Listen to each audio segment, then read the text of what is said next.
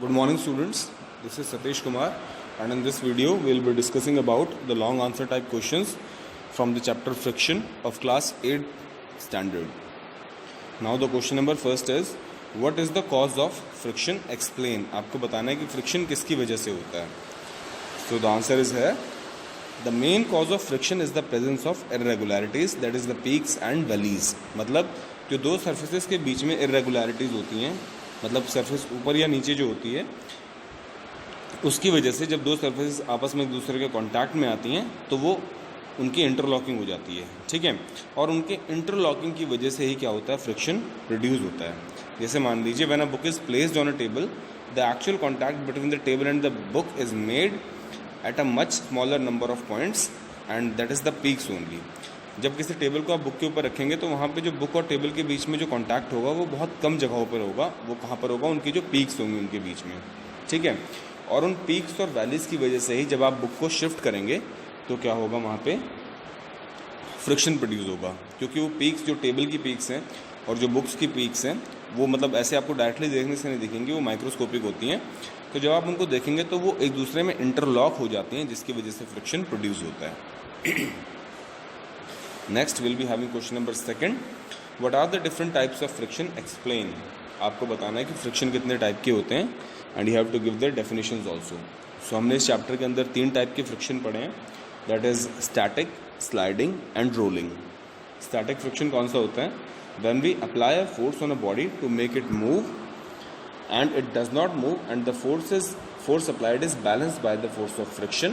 The force of friction is static, in situation is self adjusting. Such force of friction is called static friction. जब मान लीजिए कोई एक बहुत बड़ा भारी ब्लॉक है, उस पर आप फोर्स लगा रहे हैं, मस्कुलर फोर्स, ताकि वो मूव करे, बट वो चीज़ मूव होती नहीं है, तो उस टाइम पे जो आप जो फोर्स अप्लाई कर रहे हैं उसको फ्रिक्शनल फोर्स क्या कर देती है, बैलेंस कर देती है. तो जो फ्रिक्शनल फोर्स उसको बैलेंस कर रही है उसको स्टैटिक फ्रिक्शनल फोर्स कहते हैं. ठीक है, देन नेक्स्ट आता है हमारे पास स्लाइडिंग फ्रिक्शन. स्लाइडिंग फ्रिक्शन क्या होता है? The force of friction acting between two surfaces when one of them just slides over the another with a uniform speed is called sliding friction.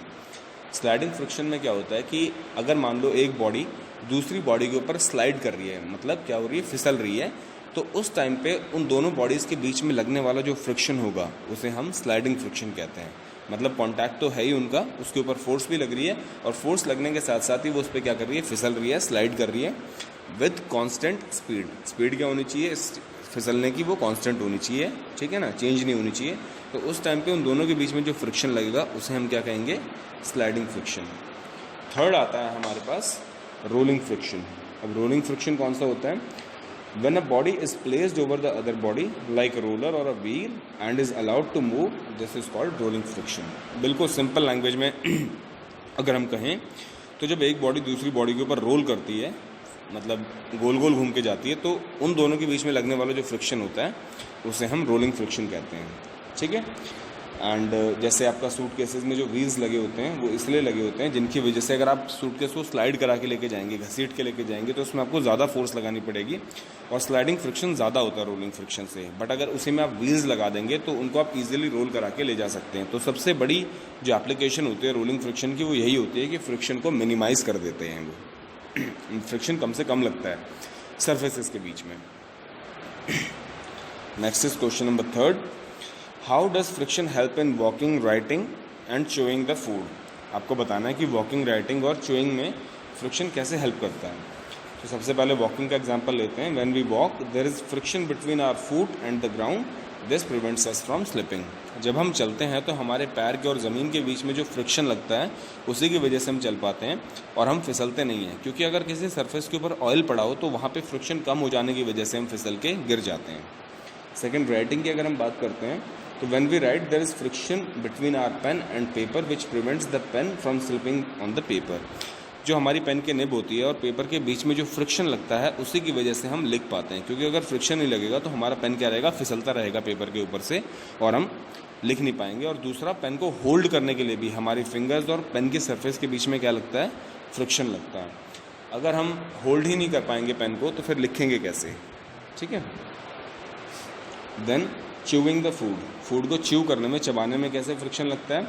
While chewing food saliva helps to soften our food and food is rolled into the ball of chewing, and with the help of tongue saliva then acts as lubricant, helps us to provide swallowing this ball of food. हम क्या करते हैं, जो हम चबाते हैं खाना तो उसकी एक बॉल से बन जाती है हमारे मुंह में, तो उस टाइम पे जब हम उसे निकलना होता है तो हमारे मुंह में जो सलाइवा होता है वो उस फूड के साथ मिलके उसको लुब्रिकेटिंग बना देता है, ताकि वो फूड पाइप से ईजिली रोल होके कहाँ जा सके, नीचे जा सके, हमारे स्टमक तक. Next will be having question number 4. Why friction is necessary evil, explain. आपको बताना है कि जो फ्रिक्शन है वो नेसेसरी इविल क्यों है.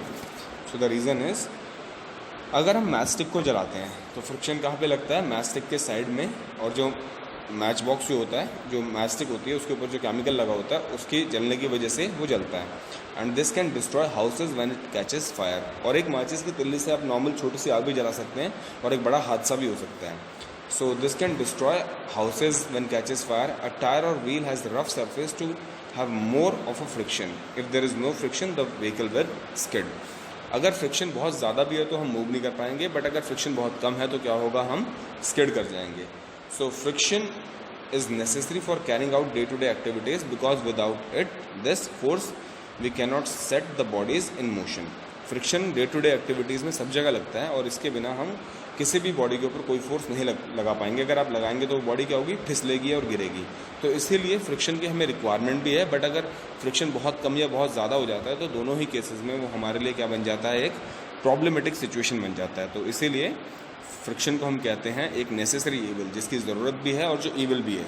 क्योंकि अगर शूज़ हम पहनते हैं, अगर फ्रिक्शन नहीं होगा तो हम गिर पड़ेंगे, बट फ्रिक्शन की वजह से ही हमारे जो शूज़ होते हैं वो क्या हो जाते हैं, घिस जाते हैं, जिन्हें हमें चेंज करने की ज़रूरत पड़ती है. Same thing is with tyres. Next is question number 5. Give reasons for the following. इसमें कुछ क्वेश्चंस हैं, उनके रीजन देने हैं आपको. पहला है, athletes wear specially design shoes with spikes on the soles. जो एथलीट्स होते हैं वो स्पाइक्स वाले शूज़ पहनते हैं जिनमें कांटे कांटे लगे रहते हैं जूतों के नीचे. वो ऐसा क्यों करते हैं? Because spikes on the soles of the shoes help to increase the friction and grip and prevent slipping. Spikes की वजह से जो एथलीट्स हैं वो बहुत ईजिली पकड़ बना पाते हैं ग्राउंड के साथ, और उनके स्लिप होने के चांसेस कम होते हैं और काफ़ी स्पीडली वो भाग पाते हैं. सेकेंड है, it is difficult to walk on a wet muddy road. अगर कोई बहुत ज़्यादा कीचड़ वाली सड़क हो, गीली हो, तो उस पर चलना बहुत मुश्किल हो जाता है. क्यों? क्योंकि वहाँ पे फ्रिक्शन बहुत कम होता है. Then next is, it is necessary to keep the bathroom floor clean and free of oily substances. हमारा बाथरूम फ्लोर जो होना चाहिए वो क्लीन होना चाहिए और वहाँ कोई ऑयली सब्सटेंस नहीं होना चाहिए. क्यों?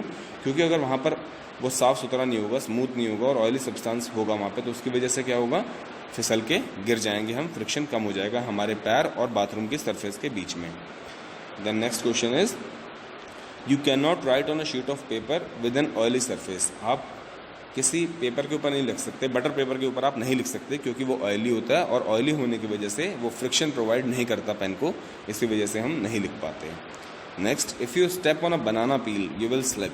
अगर आप बनाना पील के ऊपर स्टेप रखते हैं, पैर चलते हैं, तो आप गिर जाते हैं. क्यों? क्योंकि बनाना पील की वजह से जो सरफेस होती है वो स्मूथ हो जाती है और फ्रिक्शन कम होने की वजह से हम गिर जाते हैं.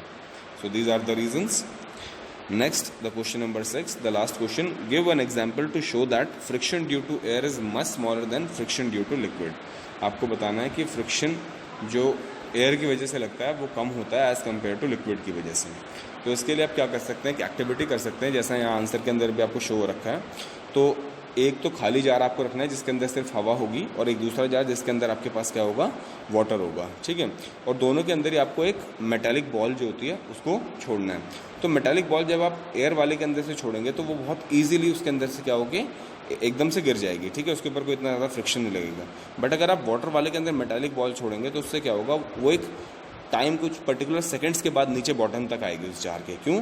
क्योंकि जो फ्रिक्शन लग रहा है वाटर की वजह से उस मेटालिक बॉल के ऊपर ज़्यादा लग रहा है, और एयर की वजह से लगने वाला फ्रिक्शन बहुत कम था. तो इसीलिए एकदम से जो मेटालिक बॉल थी वो किसके अंदर आके गिर गई, जार के बॉटम पे आके गिर गई. बट वाटर की वजह से क्योंकि फ्रिक्शन ज़्यादा लग रहा था तो उसको थोड़ा सा टाइम लगा ऊपर टॉप लेयर से आके बॉटम तक आने में. So students, these are the long answer type questions from the chapter friction. I hope you understand these question answers. So if you have any doubt, you can contact me on WhatsApp for clarification, and thank you very much for listening me so far.